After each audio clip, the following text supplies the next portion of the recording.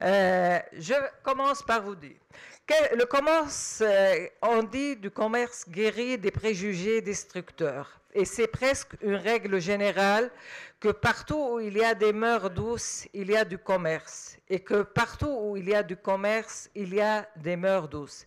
C'était Montesquieu en 1748. C'est-à-dire la finance, le commerce n'est pas très différent de la littérature quelque part.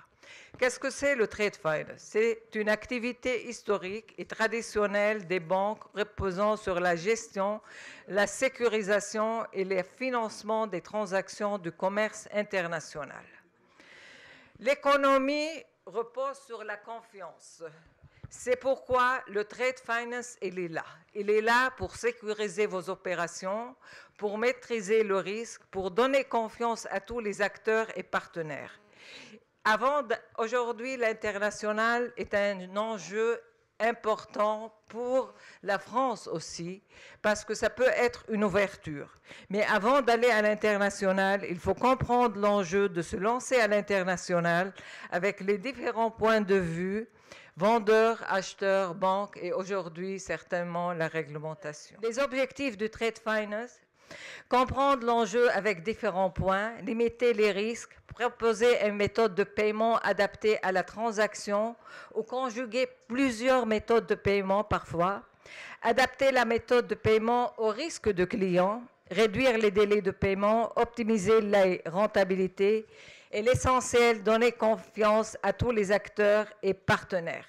Le commerce international et surtout les règles du commerce international qui sont les règles d'usance ont vu le jour après la première crise qui était en 1910. Chaque fois qu'il y a une crise économique, on revoit les règles d'usance apparaître avec force.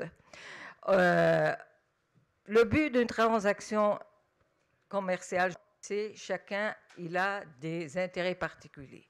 L'acheteur veut recevoir la marchandise dans les délais, le vendeur veut recevoir le paiement, les banques sont là pour assurer la solvabilité, la conformité et le contrôle.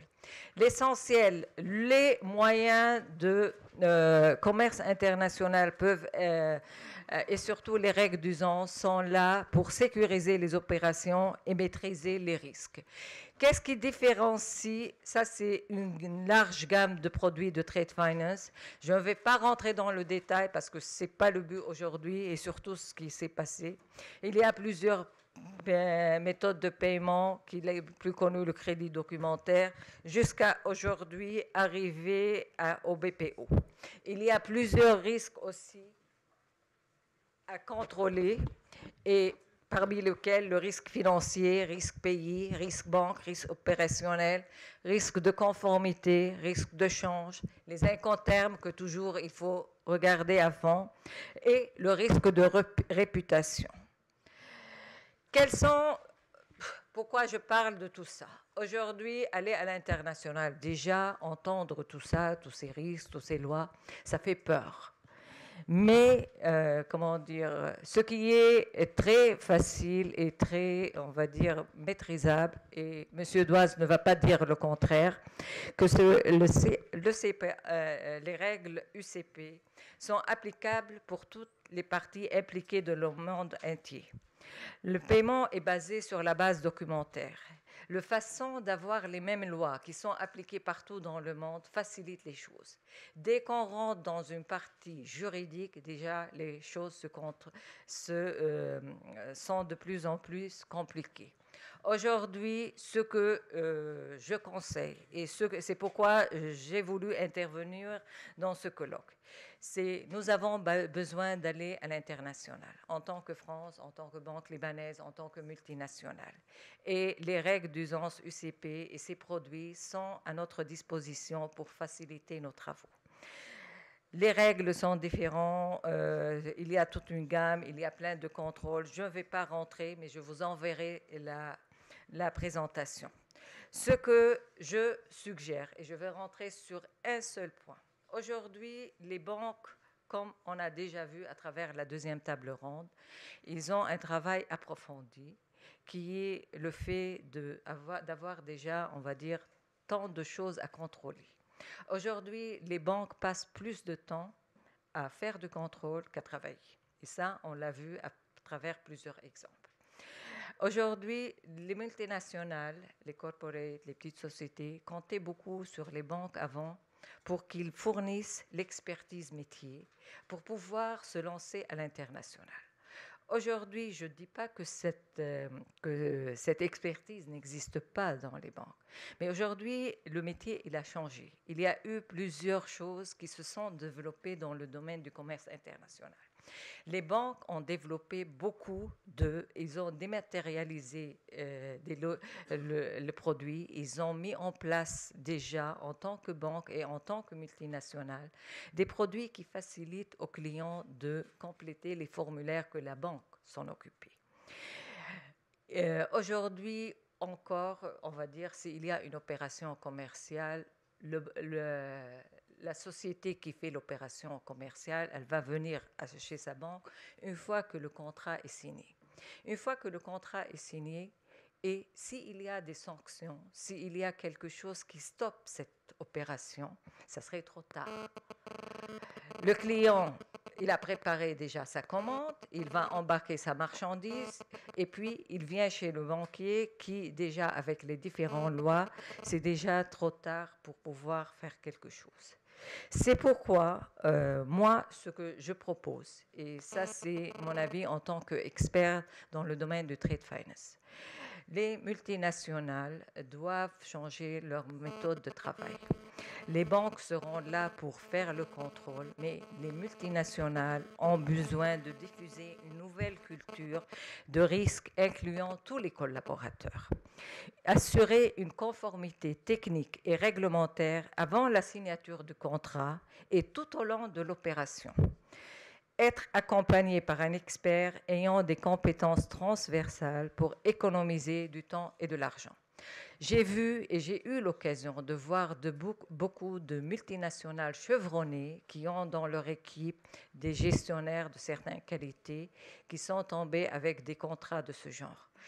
Ce que je propose, et ça c'est vraiment un cri que je lance à Renault et à toutes les multinationales qui sont présentes, le travail doit faire en avance, en amont.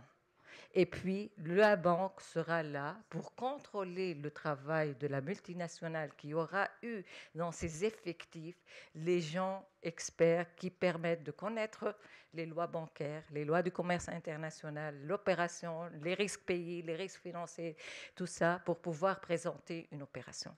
Et ça, c'est aussi, le fait d'avoir la réglementation, moi je suis pour, au contraire, avoir la réglementation, mais que tout le monde soit au courant de ces lois dès le début.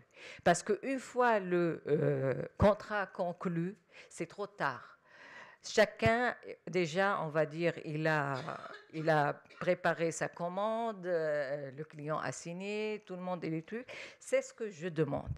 Et c'est pourquoi aujourd'hui, le fait d'avoir des gestionnaires simples dans des multinationales ou bien des sociétés, ce n'est pas assez.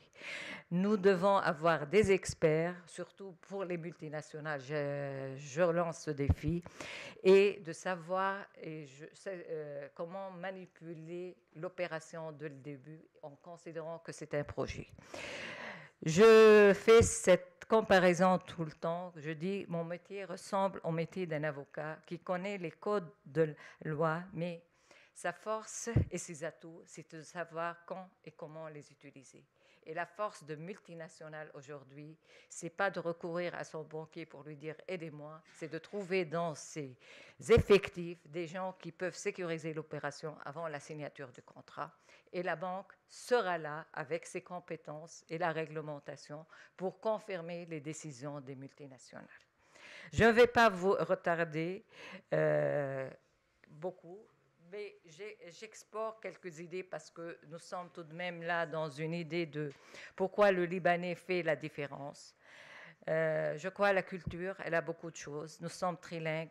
Il y a une adaptabilité multiculturelle ouverte à d'autres cultures. On a le Montesquieu, déjà, il a parlé des mœurs douces. On a déjà le commerce international dans nos gènes avec les Phéniciens. Et surtout la confiance établie avec les différentes nations qu'on a pu faire à travers la diaspora libanaise.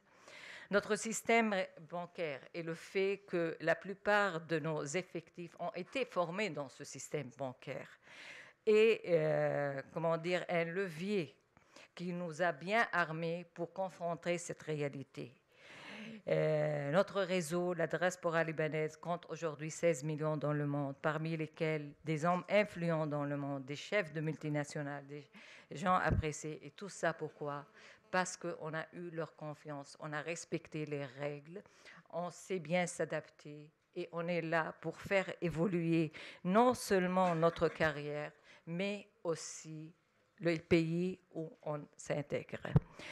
Il y a eu quelque chose que je ne vais pas aller plus loin. Philippe Norel, il a considéré que les Phéniciens ont inventé le modèle du commerce européen, c'est-à-dire le fait d'aller vers l'autre, de pouvoir avoir cette ouverture d'esprit.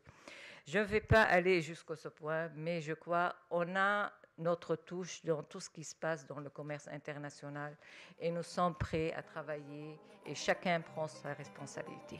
Merci.